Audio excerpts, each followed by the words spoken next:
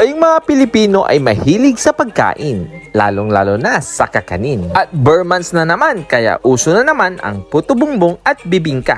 Kaya meron akong nalaman dito sa Mapandan. Tara't ating dayuhin. Balita ko kasi ay may twist ang kanilang puto bumbong at bibingka. Kasi aside sa may cheese, ay mapakaraming toppings. Ang classic na bibingka at puto bumbong ay ginawang espesyal at kakaiba. May ubi na nga, may leche flan at may muscabado pa. Kaya mga katropa, wag na natin patagalin at ating tikman ang luto ni Mama.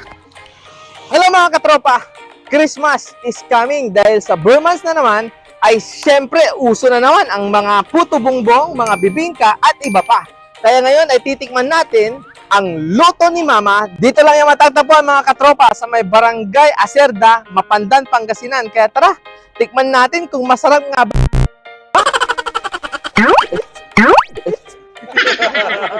At eto na nga mga katropa, piniprepare na ang ating orders. Pag nakita nyong umuusok na malapit na daw maluto yan, ang galing no, kulay ubi pati yung kawayan. Nakaprepare na rin ng butter ng bibingka. At ganito palang ginagawa sa dahon ng banana. Para maging circle ay kailangan bilugin at paikutin, katulad ng pagpapaikot sa'yo ng jowa mo. Ganito pala ang pagluluto ng bibingka. So may uling sa ilalim at may uling din sa ibabaw. So nilagay na yung butter. Nilagyan na rin ng itlog maalat at cheese. Tsaka nila ipapatong ang uling sa ibabaw. At ayan na nga, napapasayaw na tayo kasi malapit nang maluto. Dito mga katropa, makikita nyo, niluluto na ang puto bumbong. Yeah. Tapos dito naman, meron din sila ditong bibingka. Ayan, so konting-konti na lang, malapit na. So ito yung mga order natin, yung puto bumbong. Ayan, pwede nyong silipin.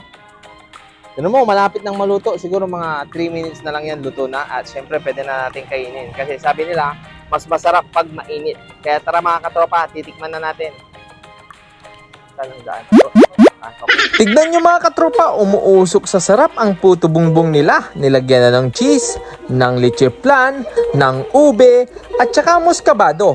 At hindi lang yan, lalagyan pa yan ng nyog. Akala nyo tapos na? Ay meron pang kondensada. Grabe, overload sa toppings. Yumminess, promises mga katropa. Isunod naman natin na ang bibingka mga katropa. Ang dalawang klase nila ay ang with cheese at yung isa naman ay may itlog maalat at may cheese. Hindi pa natatapos dyan mga katropa kasi sa luto ni Mama, hindi pwede na. Kailangan ay the best. Kita naman sa itsura. Talagang overload sa toppings. Hindi lang for the vlog yan guys. Talagang ganyan sila maglagay ng ingredients sa mga orders. Mapa online man o kaya pick up. Pati ang kanilang bibingka mga katropa. Talagang lalong pinasarap. Nilagyan ng nyog, ng leche flan, ng ube, at saka may kondensada. Grabe mga katropa. Talagang yumminess promises.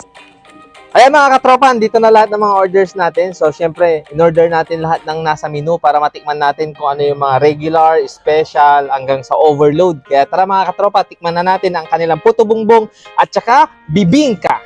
Yumminess! Promises!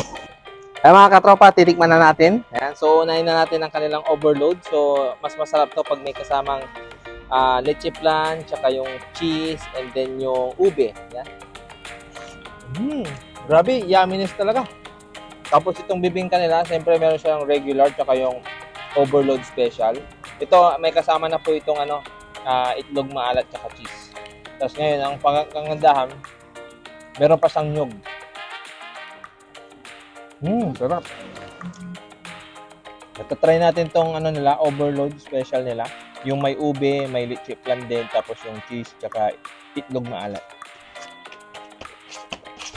Grabe, yumminess, promises. Kaya mga katropa, try nyo na po dito sa luto ni Mama. Matatagpuan lang po ito sa may Barangay Acerda, Mapandan, Pangasinan. Maraming salamat mga katropa sa panunood. Please like, follow, and share na rin mga katropa. Maraming salamat. Paalam. Yumminess promises.